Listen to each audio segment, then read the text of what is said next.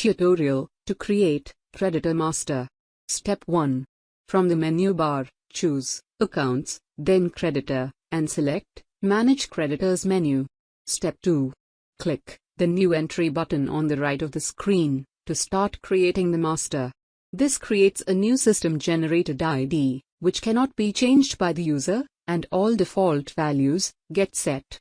If you want to check the last master created from this terminal, you can click the Cancel button.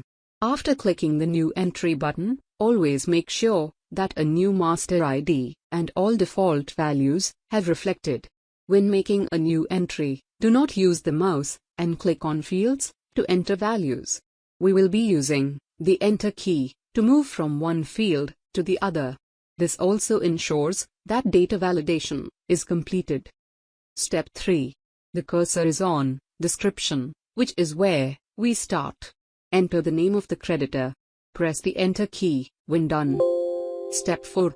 We are now on the Alias field, where we can enter a secondary name for the master. You can leave it empty if not required. Press Enter to move forward. Step 5. We are now on the Group field. The default group ID is already set.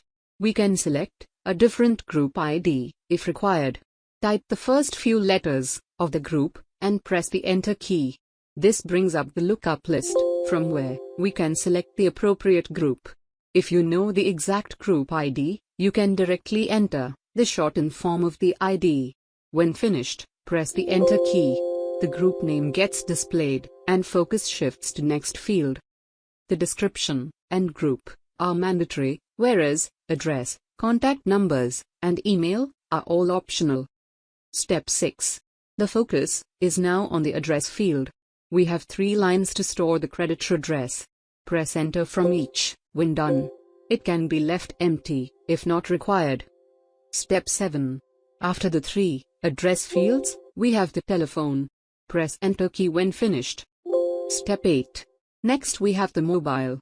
When done, press Enter to move to next field. Step 9. Now we are on the email field. Again press Enter when completed. Step 10. The focus shifts to the Save button on the right of the screen. Press Enter or click the Save button to complete the master creation. Step 11.